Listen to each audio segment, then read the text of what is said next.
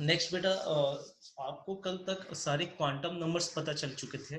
पिछले video lecture में सारे क्वांटम नंबर पता चल गए थे। Principal quantum number, azimuthal quantum number, spin quantum number, magnetic quantum number कौन क्या होता सब पता चल चुका था। ठीक है, अब बेटा देखो, अब आगे हम क्या जानने वाले हैं कि हर क्वांटम नंबर के बारे में जानने वाले कि अगर प्रिंसिपल क्वांटम नंबर है तो उस पर एजीमुथल क्वांटम नंबर कैसे बेस्ड है, अगर मान ले उस पर मैग्नेटिक क्वांटम नंबर कैसे बेस्ड है, उस पर स्पिन क्वांटम नंबर कैसे बेस्ड है। अगर मैं बोल रहा हूँ कि principal quantum number small N की वैल्यू सपोज दैट 2 है, मतलब सेकंड ऑर्बिट है, तो उस सेकंड ऑर्बिट में एजीमुथल क्वांटम नंबर क्या क्या हो सकते हैं। एजीमुथल क्वांटम नंबर मतलब बेटा कौन कौन से ऑर्बिटल हो सकते हैं, ये सब हम जानेंगे आज। ठीक है, उस ऑर्बिटल की डायरेक्शंस क्या होगी, ये सब हम अच्छे से जानेंगे बेटा। ये सबसे इंपॉर्टेंट चीज आप अच्छे से देखिएगा। ठीक है, और एक एक चीज समझने की कोशिश करिएगा, अभी कुछ नहीं लिखना है, सिर्फ समझना है बेटा। ठीक है, देखिए क्या है, अगर मैं बात कर रहा हूँ यहाँ, सिर्फ मेरा कर्सर देखेंगे बेटा और मेरी आवाज ध्यान से सुनेंगे।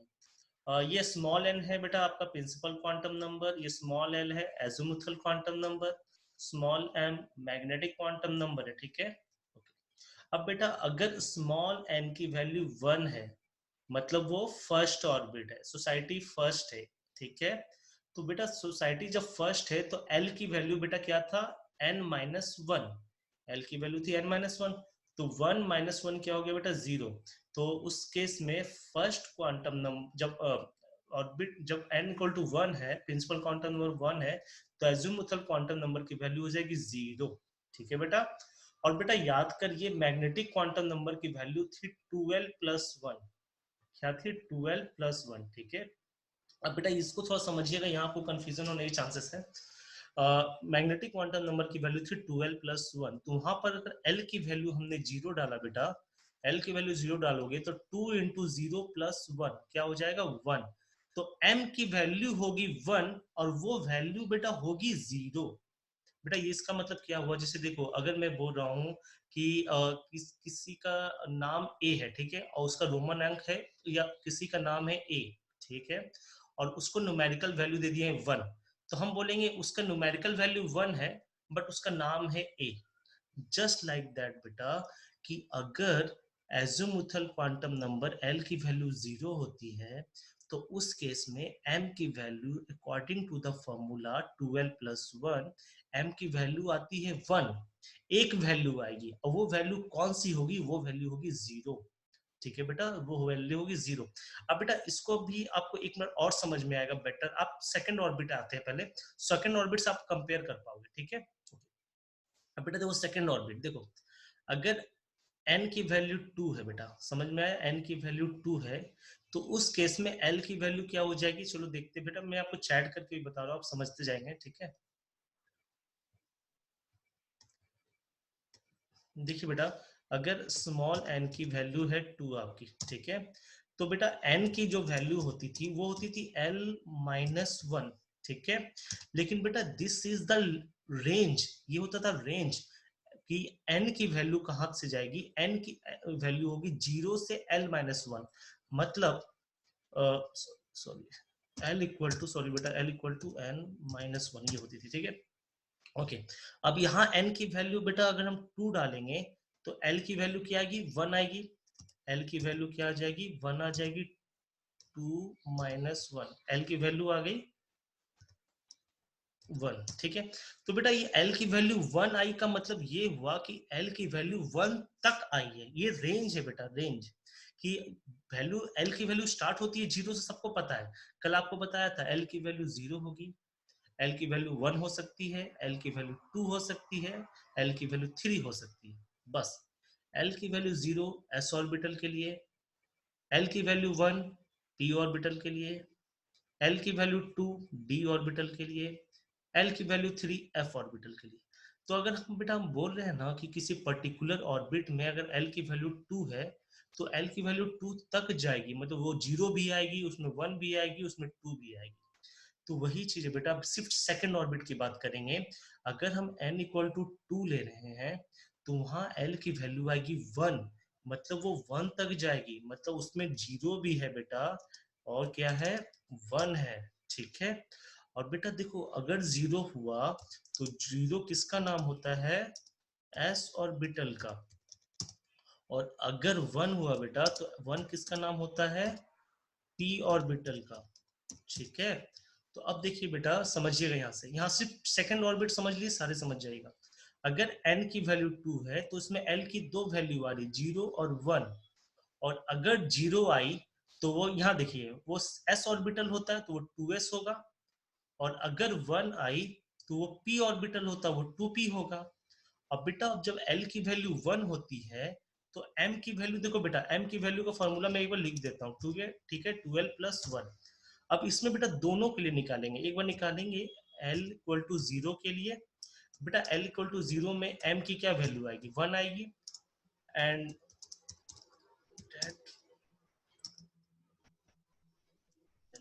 इज 0। बेटा अभी सिर्फ जो लिख रहा हूँ ध्यान से समझिएगा, ठीक है, 2 लाइन लिखने दीजिए मुझे, उसके बाद आपको समझ में आएगा।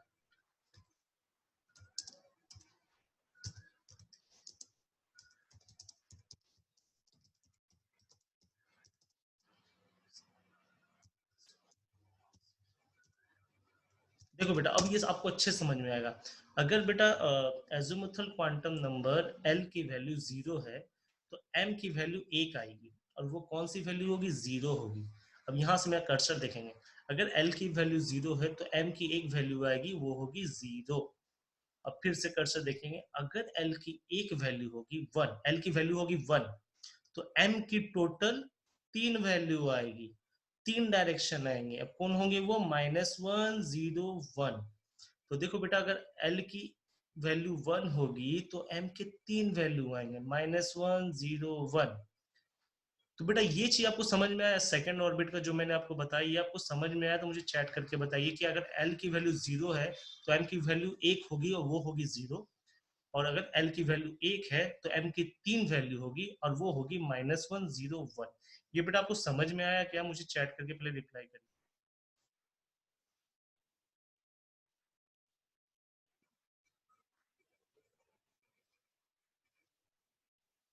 ओके ओके बेटा, बहुत लोगों ने यस कहा है, 2-3 बच्चों ने नहीं भी कहा, ठीक है बेटा कोई दिक्कत नहीं, हम आगे किसी एक ऑर्बिट पे मूव करते हैं, ठीक है।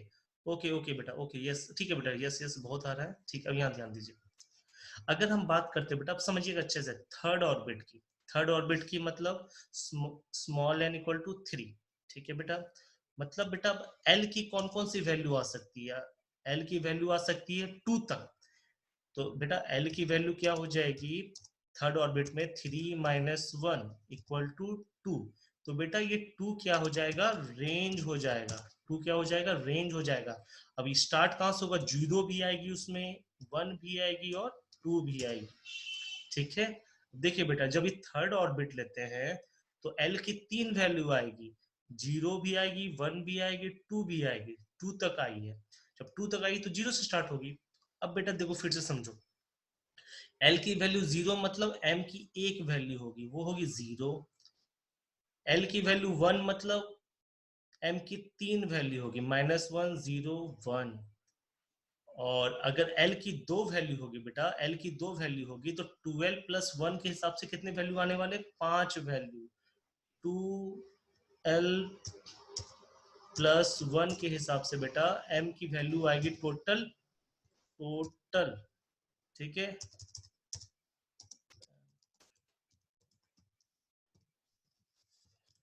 m के पास बेटा टोटल 5 वैल्यू आएगी, और उस वैल्यू का नाम ये लिखता है कि -2 -1 0 +1 +2। ये बेटा कभी नहीं बताता है m कि कितने वैल्यू आएगी, 5 आएगी, 3 आएगी कि एक, नहीं। ये आपको आपको नाम बताएगा, क्योंकि ये जो नाम है वो डायरेक्शन का नाम है। कल मैंने आपको बताया था ये डायरेक्शन का नाम होता है। तो बेटा अब ये n इक्वल टू 3 आपको समझ में आया क्या। अब देखो बेटा एक सेकंड, जब 0 थी तो 3s बोलते हैं इसको, इससे भी आप क्लियर कर सकते हो। p मतलब l की वैल्यू 1 होती है, देखो बेटा 3 या l की वैल्यू 1 तो 3p, l की n की वैल्यू 2, l की वैल्यू 2 तो 3d, और d में 5 वैल्यू, -2 -1 0 +1 +2। अब बेटा अब आपको थर्ड ऑर्बिट के बारे में समझ में आया क्या, मुझे चैट करके रिप्लाई करो, अब आपको समझ में आ गया होगा। गुड। हाँ देखो, जिस बच्चे ने ना बोला तो वो भी यस बोल रहा है। गुड बेटा, वेरी गुड। अब बेटा आपको करना क्या है, देखो अब आपको है ना एक चार्ट बनाना है, ठीक है। ऐसे करके आपको सिर्फ ये लिखना है, देखो n की वैल्यू 1, उसमें l की वैल्यू 0 होगी, m की वैल्यू 0 होगी, और designation of orbital 1s orbital होगा, ठीक है। फिर ये लिखने के बाद फिर छोड़ करके लाइन, एक काम करिए पॉइंट बाय पॉइंट लिखिएगा। 1 is first point, 2 second point में आएगा, 3 के 3 है लेकिन वो थर्ड पॉइंट में आएंगे, 4 के फोर्थ पॉइंट में आएंगे। एक एक लाइन गैप करके बेटा यहां से लेकर डेजिग्नेशन ऑफ ऑर्बिटल तक आप लिखेंगे। ये वेरी इंपॉर्टेंट है बेटा, आगे का जो टॉपिक है ना पूरा इस पे डिपेंडेंट है। अब बेटा यहाँ पर लिखना एकदम स्टार्ट करिए, और जिसको भी जो डाउट है ना अगर थोड़ा बहुत भी, तो मुझे चैट करके आप बताइए, ठीक है बेटा। चलिए स्टार्ट करिए। देखो बेटा अब क्या है, जैसे हम फोर्थ ऑर्बिट की बात करते हैं, तो बेटा फोर्थ ऑर्बिट में अगर हम n की वैल्यू 4 ले रहे हैं तो l की वैल्यू क्या होगी, 3। मतलब वो 3 तक जाएगी, उसकी वैल्यू होगी 0 भी, उसकी होगी 1 भी, उसकी होगी 2 भी, उसकी होगी 3 तक। और 3 तक होता है, दैट इज द लिमिट। अब 0 होगी तो वो कौन सा ऑर्बिटल होता है, s ऑर्बिटल। तो हम फोर्थ ऑर्बिट का s ऑर्बिटल यानी 4s। अब बेटा 4 में अगर l की वैल्यू 1 होगी तो फोर्थ ऑर्बिट का p orbital that is 4p। 4p, p orbital में तीन पी ऑर्बिटल के 3 एक्सिस होते हैं, -1, 0, +1। बेटा अगर फोर्थ ऑर्बिट की बात कर रहे हैं उसमें एल की वैल्यू 2 है, तो 2 होता है डी के लिए, दैट इज 4d ऑर्बिटल। और डी में 5 वैल्यू होती है बेटा, -2, -1, 0, +1, +2। बेटा ये 4 एफ के लिए, एफ सिर्फ 4 के लिए होता है बेटा। देखो 3 खाली एफ के लिए आया ना, तो 4f, 4 3, अगर एल की वैल्यू 3 होगी तो 4f। तो एफ की बेटा 7 वैल्यू होती है, -3, -2, -1, 0, +1, +2 एंड +3, ठीक है बेटा। तो बेटा एक चीज और क्या कॉमन हो गया, देखो अगर मान लें p ऑर्बिटल की बात करें बेटा, 2p हो, देखो मेरा कर्सर देखिएगा, 2p हो या 3p हो या 4p हो, p मतलब बेटा वो p ऑर्बिटल चाहे वो किसी का भी हो, सबके 3 ही m के वैल्यू होंगे। देखो बेटा यहाँ 2p में भी -1, 0, +1 आ रहा है, 3p में भी -1, 0, +1 आ रहा है, 4p में भी -1, 0, +1 आ रहा है। तो बेटा अगर हम p ऑर्बिटल की बात करें तो उसमें m की 3 ही वैल्यू है। अब चाहे वो 2p का हो, चाहे वो 3p का हो, चाहे वो 4p का हो। जैसे बेटा मैं अगर d ऑर्बिटल की बात कर रहा हूँ, तो d ऑर्बिटल बेटा 3 में भी है 3d और 4d भी है, ठीक है। तो 3d है तो उसमें 5 वैल्यू आएंगे, -2, -1, 0, +1, +2, चाहे 4d भी हो तो उसमें भी 5 ही वैल्यू आएंगे बेटा।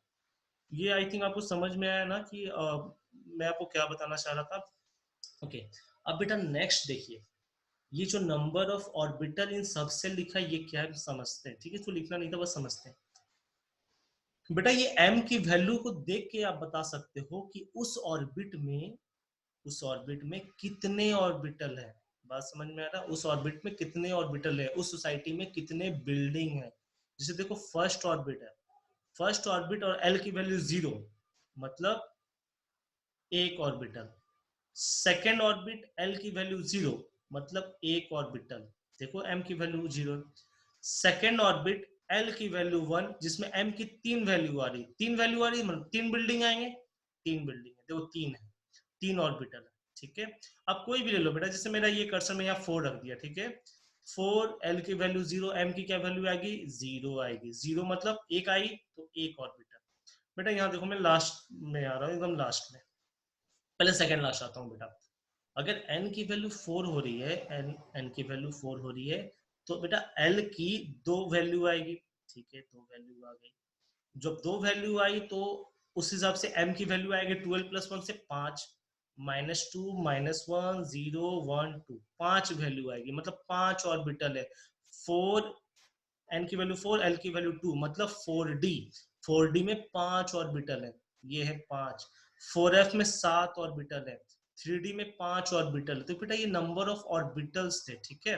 तो अब क्या करना है आपको, ये चीज लिखना है नंबर ऑफ ऑर्बिटल्स। अब आपको समझ में आया, जैसे मैं 3s में कितने ऑर्बिटल है, एक ऑर्बिटल।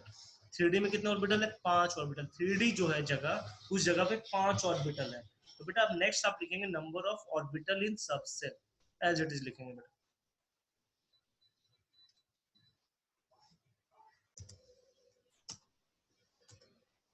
नेक्स्ट है बेटा शेप ऑफ ऑर्बिटल। अब यहां से आपको पता चलेगा रियल केमिस्ट्री की एस ऑर्बिटल जो सर बोल रहे हैं उसका शेप दिखता कैसा, आखिर वो होता कैसा, वो बिल्डिंग कैसा है, यहां से आपको पता चलेगा। तो स्टार्ट करके इंपॉर्टेंट टिक करिएगा शेप ऑफ ऑर्बिटल।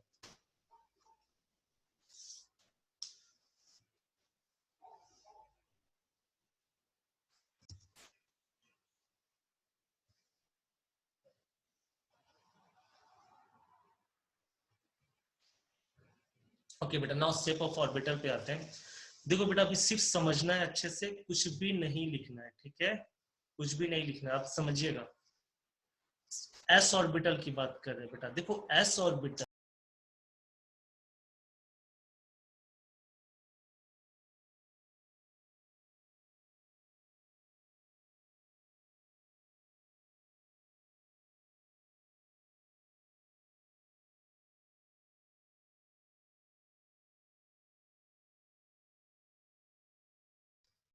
नेक्स्ट बेटा एस ऑर्बिटल की बात करते हैं।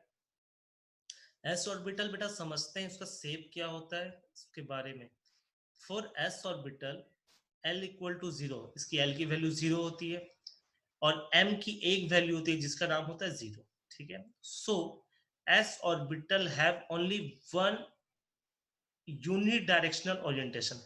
जब एम की उसने बता ही दिया कि एक ही हम वैल्यू दे रहे हैं एम इक्वल टू जीरो, तो इसका मतलब बेटा एक ही हो गया कि उसके पास एक ही डायरेक्शन है, यूनिडायरेक्शनल।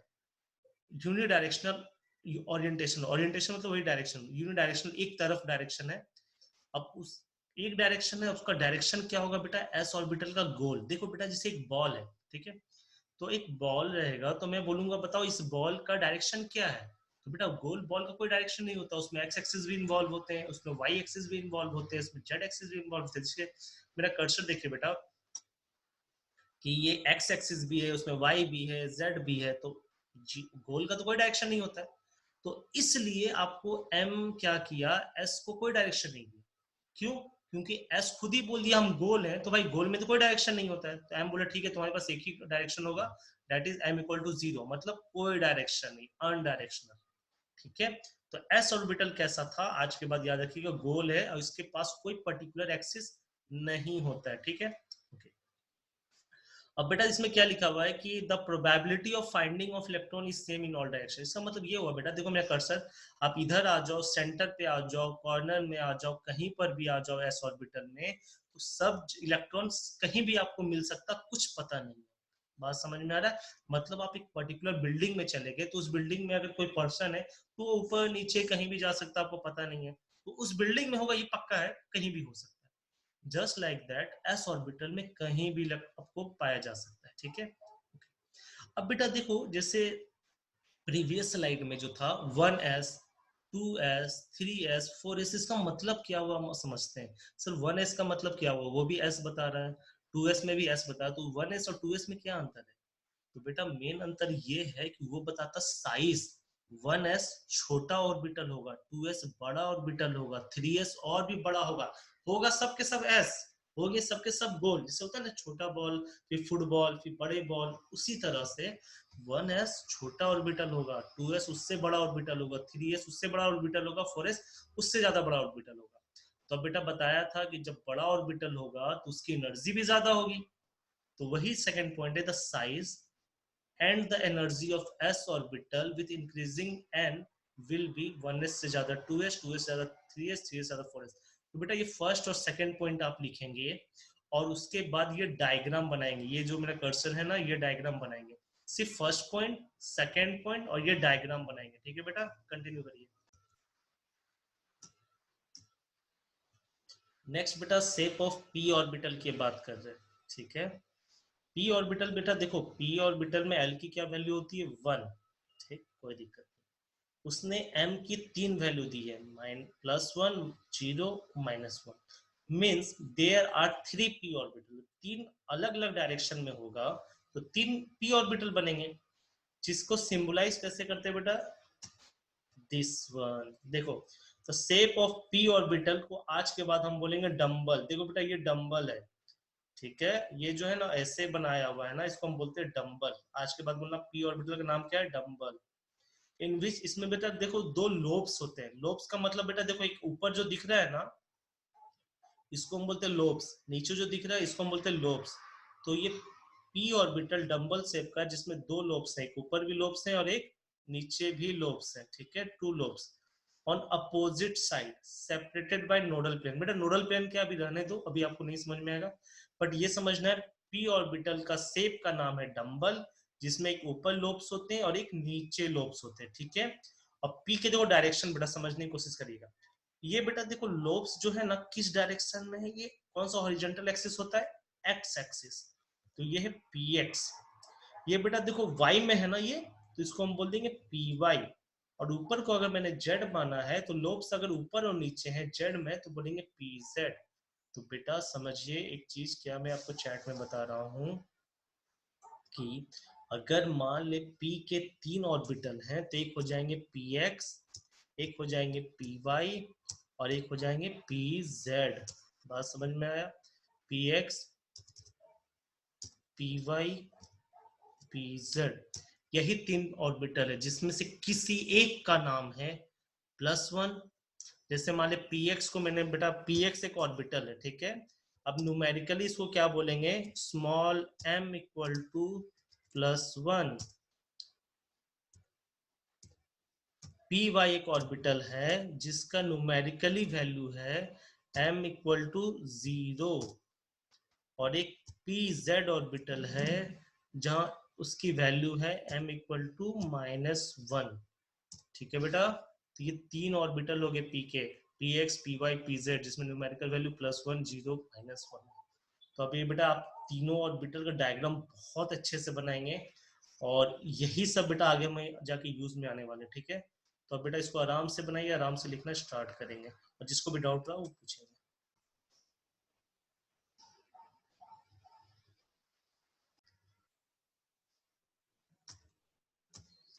नेक्स्ट बेटा है डी ऑर्बिटल, ठीक है। डी ऑर्बिटल समझेंगे बेटा। फॉर डी ऑर्बिटल एल की वैल्यू होती है 2, ठीक है। अब एल की वैल्यू 2 होगी तो एम की बेटा 5 वैल्यू होगी, -2, -1, 0, +1, +2, कोई दिक्कत नहीं। It shows that D orbital has 5 orbital. इसका मतलब ये हो गया कि डी के अंदर कौन से 5 ऑर्बिटल, बेटा कौन कौन से देखो। अब 5 ऑर्बिटल आपको पता चल गया, यहाँ पे पांचों का नाम बता रहा हूँ। जैसे पी के 3 ऑर्बिटल का नाम था ना, P X, P Y, P Z. D के 5 ऑर्बिटल का नाम है बेटा D X Y, D Y Z, D Z X, D X square Y square, कल भी बताया था, X square dash Y square, minus minus नहीं है, और डी जेड स्क्वायर। ये 5 ऑर्बिटल। इच डी ऑर्बिटल का अपना अपना आइडेंटिकल शेप है, अपना साइज है, अपना एनर्जी। हर डी ऑर्बिटल का अपना ही शेप, अलग अलग ही शेप देखेंगे हम, ठीक है। बेटा डी, अच्छा हाँ बेटा, उसकी एक अभी, अच्छा इसको समझ लेते हैं। The shape of D orbital is double dumbbell. अब बेटा इसका जो शेप होगा उसको बोलेंगे डबल डंबल। देखते हैं डबल डंबल कैसे बनता है भाई। देखो ये बेटा, ये एक डंबल और ये एक डंबल, ये दो डंबल एक साथ हैं, तो इसको क्या बोलेंगे, डबल डंबल। बात समझ में आ रहा है? ये डी ऑर्बिटल का जो शेप है इसको बोलते हैं डबल डंबल। आज के बाद याद रखना, S orbital spherical, P orbital dumbbell, D orbital double dumbbell, and it has directional property. सबकी अपनी अपनी डायरेक्शन होती है, ठीक है बेटा। तो अब आप इसको लिखना स्टार्ट करिए बेटा। आप एक काम करिए, शेप ऑफ डी ऑर्बिटल से लेकर के ये 4 पॉइंट लिखेंगे और डायग्राम बनाएंगे बेटा, ठीक है। आप ये बेटा 4 पॉइंट अलग से लिखिएगा, और देखो बेटा मुझे है ना यहाँ पर 2 डायग्राम बनवाने हैं आपसे। एक वो 2 और ये 3, ये 3 डायग्राम और ये 2 डायग्राम बनवाने हैं। तो आप ऐसा करना कि पांचों के पांचों डायग्राम आपके एक ही पेज में आने चाहिए, ठीक है। तो इस संग से डिजाइन करके आप लिखिएगा। और ये बेटा जो यहाँ पर लिखा हुआ है ना, इसको अभी रहने दीजिएगा, मैं आपको बता रहा हूँ, ठीक है। चलिए स्टार्ट करिए लिखना। देखो बेटा ये डी एक्स वाई है, ठीक है। जो 4 के 4 लॉब्स होंगे वो 45 डिग्री पे बनेंगे, एक्स और वाई एक्सिस के। इसको हम बोलेंगे डी एक्स वाई, ठीक है। अब उसी तरह बेटा डी वाई जेड और जेड एक्स में क्या होगा, आपके जो एक्सिस का नाम आप चेंज कर लेंगे, ठीक है। कैसे, मैं आपको बता रहा हूँ। को टच नहीं होना चाहिए, मेरा डी है जेड वाई। अब जेड वाई के बीच में 4 के 4 लोग। अब बेटा देखो एक्स वाई हो गया, वाई जेड हो गया, बचा क्या, जेड एक्स। तो जेड एक्स बना के उसके बीचों बीच लोब्स लिख देंगे। तो बेटा ये आप बनाइए आप डी जेड वाई।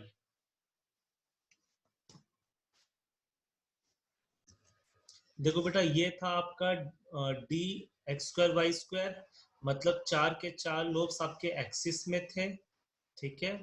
और ये था बेटा डी जेड स्क्वायर, जिसमें चारों के चारों लोब्स इसको बोलते हैं जेड एक्सिस में, एक आपको दिख रहा है और एक गोल सा दिख रहा है, ठीक है बेटा। डी जेड स्क्वायर में हमारे पास चार लोब्स हैं। एक लोब्स बेटा मेरे हाथ देखेंगे, ठीक है, एक लोब्स ये हुआ जेड एक्सिस में, और एक और लोब्स भी इसी तरह होता है जेड एक्सिस। तो अब बेटा अब एक लोब्स के ऊपर दूसरा लोब्स अब तो ये दिखेगा नहीं ना, तो इसको दिखाने के लिए क्या करते हैं, एक लोब्स को दिखाते हैं और एक लोब्स को गोल बना देते हैं, ताकि बताता है कि ये चारों के चारों लोब्स जेड एक्सिस में, इसीलिए हम सर्कल बना देते हैं। क्योंकि एक के पीछे अगर एक बनाएंगे तो बेटा वो ढक जाएगा, वो दिखेगा नहीं, इसलिए हम ना एक को इस तरह से जेड एक्सिस बनाते हैं और एक को गोल कर देते हैं, ताकि बताता है ये पूरा लोब्स जेड एक्सिस में। क्लियर हो गया बेटा? चलो बेटा हम नेक्स्ट स्लाइड पे मूव करते हैं, ठीक है।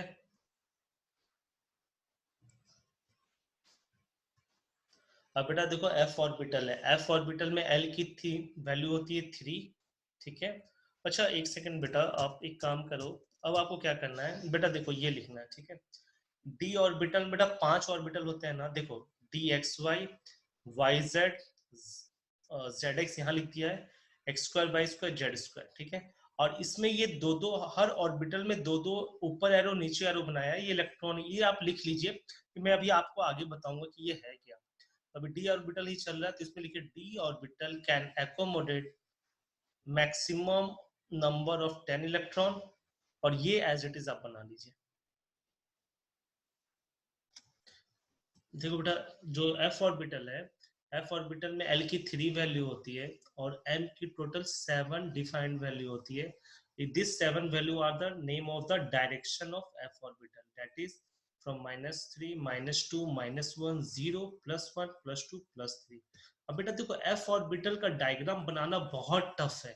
इसका शेप का नाम है लीफ लाइक स्ट्रक्चर, एक पत्ते जैसा होता है, बट इसका डायग्राम नहीं बनाया जा सकता इतना कॉम्प्लिकेटेड। आप डबल डंबल बना दिए तो इतना कॉम्प्लिकेटेड हो गया, इसमें टोटल 6 डंबल होंगे, बनाना बहुत टफ है, इसलिए हम एफ ऑर्बिटल का डायग्राम नहीं बनाते, कहीं नहीं पूछा भी नहीं जाता, हमारे सिलेबस में भी नहीं, जेई और नीट के लिए तो नहीं है, ठीक है।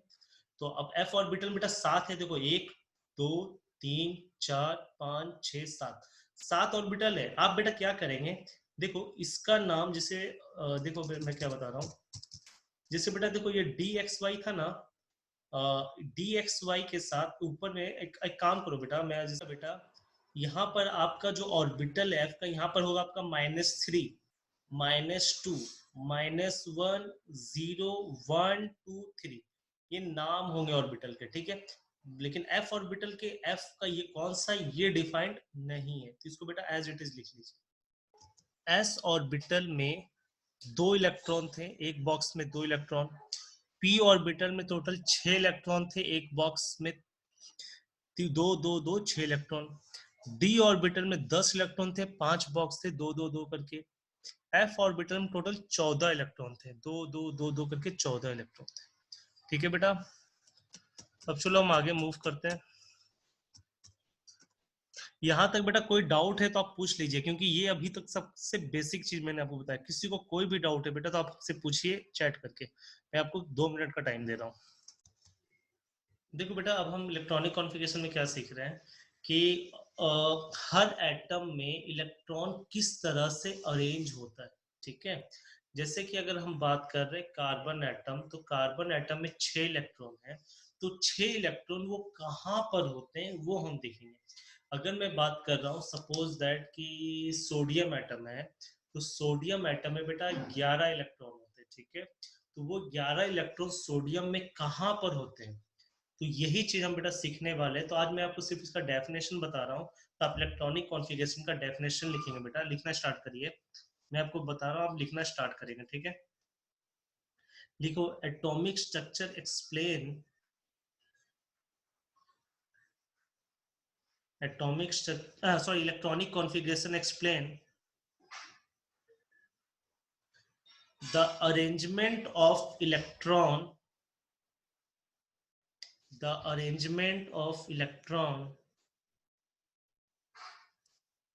around the nucleus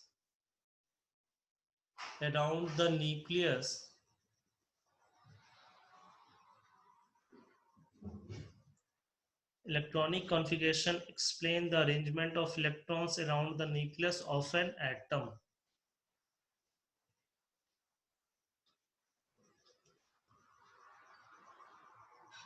और करके बेटा नेक्स्ट डेफिनेशन लिखेंगे,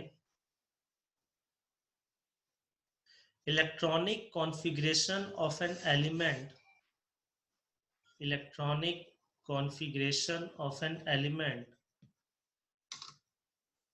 describes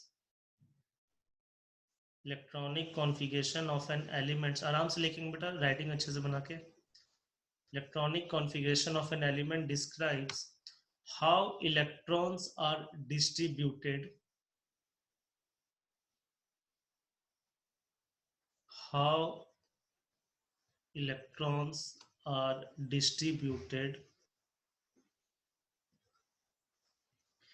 in its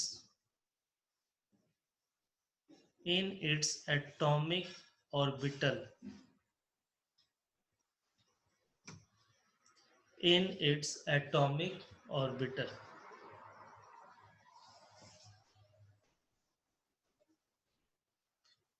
ठीक है बेटा, इलेक्ट्रॉनिक कॉन्फ़िगरेशन समझ में आ गया कि किसी भी एटम में इलेक्ट्रॉन का डिस्ट्रीब्यूशन कैसे होगा या उस एटम के ऑर्बिटल में इलेक्ट्रॉन कैसे भरे जाएंगे, उसको बोलते हैं इलेक्ट्रॉनिक कॉन्फ़िगरेशन। जैसे बेटा मैं आपको अभी बता रहा हूँ, जैसे आपको मैं बोल रहा हूँ एक कार्बन एटम, तो कार्बन एटम बेटा इलेक्ट्रॉन कैसे डिस्ट्रीब्यूट होते हैं, तो आप इसको इस ढंग से बताएंगे जो आपको अप टू 10 तक आपने पढ़ा था